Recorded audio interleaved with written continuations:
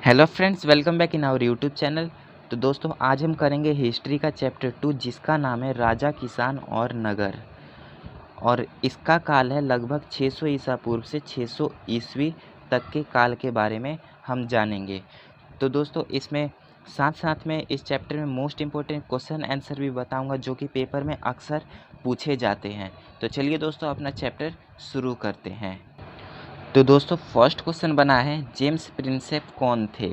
तो James Prinsep east India company के अधिकारी थे और इन्होंने 1830 के दशक में ब्राह्मी और खरोष्टी लिपि का अर्थ निकाल लिया था और आरंभिक अभिलेख तथा सिक्कों में इन्हीं लिपियों का प्रयोग किया गया था। और प्रिंसेप ने यह भी पता लगाया कि अधिकांश अभिलेख और सिक्कों पर पियदसी लिखा था, यानी मनोहर मुखाकृति वाला राजा का नाम। और कुछ अभिलेखों पर राजा का नाम अशोक भी लिखा है। और बौद्ध ग्रंथों के अनुसार अशोक सर्वाधिक प्रसिद्ध शासकों में से एक था। तो दोस्तों, इस क्वेश्चन में पेपर में आपसे क्या क्वेश्चन पूछ सकता है, तो जैसे कि जेम्स प्रिंसेप कौन था, तो आप बता देंगे James Prinsep east India company के अधिकारी था 1 मार्क्स में। और यही 3 मार्क्स में पूछ ले तो आप सिंपली 4 पॉइंट बता सकते हैं, ठीक है। और ये भी पूछ सकता है कि ब्राह्मी खरोष्टी लिपि का अर्थ कब निकाला, तो 1830 के दशक में निकाला। तो फिर सेकंड क्वेश्चन अपना बनाए कि अभिलेख किसे कहते हैं।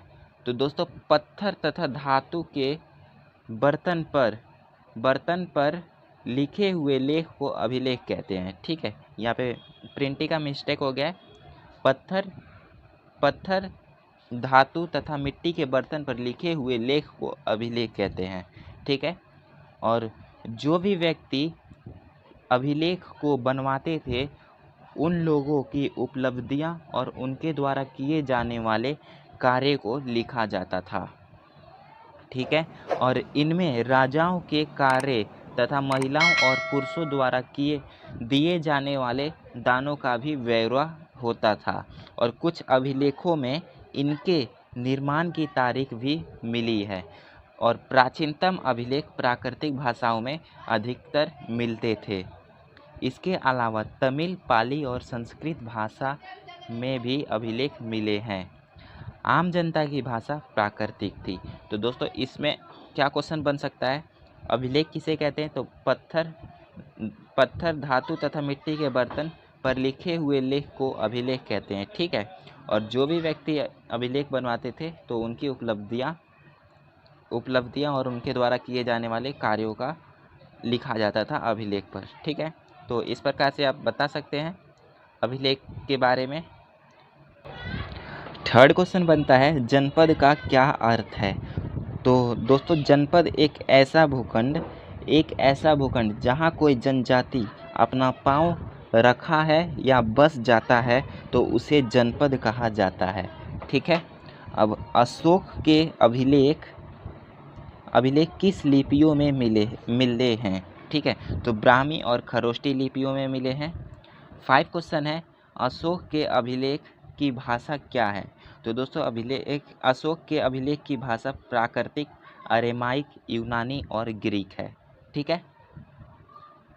अब 6 क्वेश्चंस पे आते हैं। तो पूछ रहा है, महाजन पद के बारे में बताइए। महाजन पद आखिर होता क्या है। तो लगभग 2500 वर्ष पूर्व कई जनपद अधिक महत्वपूर्ण हो गए जिन्हें महाजनपद कहा जाने लगा। ये दोस्तों एनसीईआरटी में ऐसे ही लिखा था। तो इसी प्रकार से आपका आंसर बना है, ठीक है, पूरा एनसीईआरटी से मिलता जुलता। तो सेकंड पॉइंट आपका हो जाएगा, 25 महाजनपदों की राजधानी होती थी। तो दोस्तों, ये 2500 वर्ष पूर्व कई जनपद अधिक महत्वपूर्ण हो गए जिन्हें महाजनपद कहा जाने लगा। और प्रत्येक महाजनपदों की राजधानियाँ होती थी। यहाँ पर यह आएगा, प्रत्येक महाजनपदों की राजधानियाँ होती थी और इन राजधानियों को किलेबंद रखा जाता था, ठीक है। और किलेबंद राजधानियों के रख रखाव सेना और नौकरशाहों द्वारा किया जाता था, ठीक है। अधिकांश महाजनपदों पर राजा का शासन होता था, लेकिन गण और संघ के नाम से प्रसिद्ध राज्यों में कई लोगों का शासन होता था। तो दोस्तों, महाजनपदों प्रत्येक महाजनपदों की राजधानियाँ होती थी और इन राजधानियों को किलेबंद किया जाता था। किसके द्वारा किया जाता था? तो नौकरशाहों और सेनाओं द्वारा किया जाता था। ठीक है। और जो गण और संघ नाम से प्रसिद्ध राज्य होते थे वहाँ पर कई लोगों का शासन होता था। अब 7वें क्वेश्चन पे आते हैं। 6ठी शताब्दी से 4ठी शताब्दी ईस्वी के बीच मगध सबसे शक्तिशाली महाजनपद कैसे बन गया? तो उस समय मगध सबसे शक्तिशाली महाजनपद था। आखिर यह महाजनपद कैसे शक्तिशाली बना मगध, जिसे अभी पटना बोलते हैं? ठीक है, तो देखते हैं इसका आंसर। चौथी शताब्दी ईसा पूर्व में मगध बिहार में सबसे शक्तिशाली महाजनपद माना जाता था। तो इसके शक्तिशाली पीछे होने के कई कारण थे। फर्स्ट, यहाँ पे मगध क्षेत्र में खेती की उपज खास तौर पर अच्छी होती थी और लोहे के खदानें आसानी से उपलब्ध थे, जिसके कारण उपकरण और हथियार बनाना सरल था, जो कि सैनिकों के लिए महत्वपूर्ण था। ठीक है, और जंगली क्षेत्रों में हाथियाँ आसानी से उपलब्ध हो जाती थी, जो सेनाओं के लिए महत्वपूर्ण अंग थी। और गंगा और इसकी उपनदियों से आने जाने का रास्ता आसान था। ठीक है, जैसे कि नदियों में नावों के द्वारा आसानी से जाया जा सकता है, जो कि सस्ता भी था और आसान भी था। ठीक है, और मगध प्राकृतिक रूप से भी सुरक्षित था, क्योंकि वहाँ पर शक्तिशाली शासक और योग्य शासक रहते थे, जैसे कि बिंबिसार, अजातशत्रु जैसे प्रसिद्ध राजा थे। ठीक है, और प्रारंभ में राजगाह मगध की राजधानी होती थी। इसकी राजधानी बाद में चेंज किया गया था, पाटलिपुत्र बनाया गया था, जिसे अब पटना कहा जाता है। ठीक है, नेक्स्ट क्वेश्चन पे आते हैं। अशोक के धम्म की विशेषता क्या थी? तो दोस्तों, अशोक ने अपने साम्राज्य को अखंड बनाए रखने के लिए धम्म का प्रचार किया और अशोक के अनुसार धम्म के माध्यम से लोगों का इस संसार में तथा इसके बाद के संसार में इनका जीवन अच्छा रहेगा। मतलब कि इस संसार में, इस जीवन में जो व्यक्ति जी रहे हैं, जीवन यापन कर रहे हैं इस संसार में, तो उनका जीवन यापन अच्छा रहेगा ही, साथ ही इसके बाद वाले संसार में, मृत्यु के बाद वाले संसार में भी इनका जीवन यापन अच्छा रहेगा धर्म के प्रचार से, अगर धर्म का वो लोग पालन करते हैं तो धर्म प्रचार के लिए एक महामात नाम के अधिकारी को नियुक्त किया जाता था। तो क्वेश्चन इस प्रकार से भी पूछ सकता है, अशोक के धर्म की विशेषता। ठीक है, और ये भी पूछता है कि महामात किस अधिकारी के लिए नियुक्त किया जाता था? तो धर्म के प्रचार के लिए किया जाता था। ठीक है, 9th क्वेश्चन बनता है कि मेगास्थनीज के विवरणों के अनुसार मौर्य साम्राज्य में सैनिक गतिविधियों के संचालन की क्या व्यवस्था थी? ठीक है, ये दोस्तों सपोर्ट मटेरियल के क्वेश्चंस उठाए गए हैं। ठीक है, जो कि पेपर में पूछते हैं। मेगास्थनीज के विवरणों के अनुसार मौर्य साम्राज्य की जो सैनिक गतिविधियां थी उनके बारे में बताना है। तो मेगास्थनीज के अनुसार सैनिक गतिविधियां के लिए एक समिति और 6 उप समितियां थी। ठीक है, तो देखते हैं।